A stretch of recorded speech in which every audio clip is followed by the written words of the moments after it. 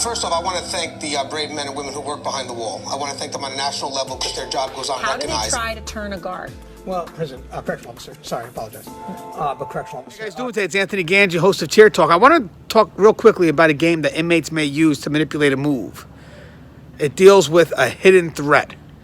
And I'm sure this game has been played on multiple individuals that work inside the correctional system because it's a game that tries to put responsibility from the inmate onto the staff member. So when we come back from our sponsors, I'm going to talk about this game briefly, and hopefully it'll kind of open up our eyes in case an inmate tries to play this game on you. Now, guys, if you haven't, the show's Tier Talk is for you brave men and women that work that front line in correction. So please subscribe, interact, hit up those community boards. I put up polls all the time.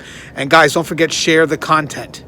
It's good content. We just broke over 5,000, halfway to our goal of 10,000. All right, guys, stand by for our sponsor. I wanted to attend a university that had an intelligence program. I wanted to look at problems different. I wanted to increase my critical thinking abilities. AMU offered those avenues to expand. Obtaining your degree as an adult, you're actually paying yourself and investing in yourself. You can't put a dollar on it, it's priceless. It's something that can never be taken away from you. American Military University. Learn from the leader.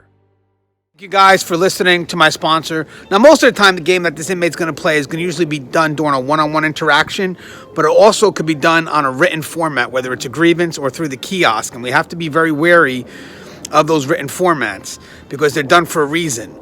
They're done because they're supposed to be a reaction from us.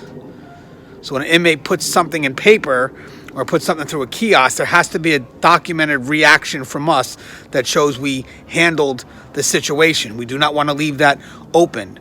So in this case here, we have a inmate, let's say, just goes to an officer and says, hey, I got a problem with my bunkie. Before I do something foolish, I need to get out of there. I need to be taken out of that cell. I can't house with him anymore. And now a lot of us will say, well, I better do something because God forbid he touches that individual. God forbid he does something, that's going to be on me. And then if you read it, either on the kiosk or the grievance, same thing. The person reading it's going to say, oh my God, he just said he was going to do something. Now I have to react. I have to get them moved. I have to get them separated because if I don't, that's going to fall on me. So you see what happened here is the inmate played a little bit of game where he pushed the responsibility or she pushed the responsibility onto that individual who's either reading it or having that one-on-one interaction. So basically, if the inmate touches the individual, well, that's going to be your fault now for not protecting that individual. So the automatic response will be, and this definitely will come from our experienced individuals, will be, guess what that individual, that inmate gets written up for? A threat.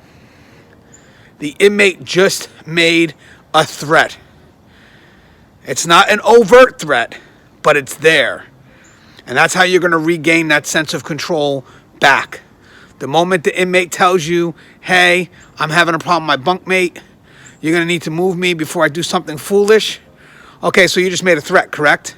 Now you're getting written up for a threat, and you can deal with your time in lock. But again, you took control, the action is there, and you protected both parties. So that's the key.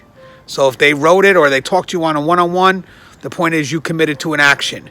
You alleviated the threat by locking up the individual who thought they would utilize you to play that game, who thought they would put the responsibility back on you for whatever game they want to employ.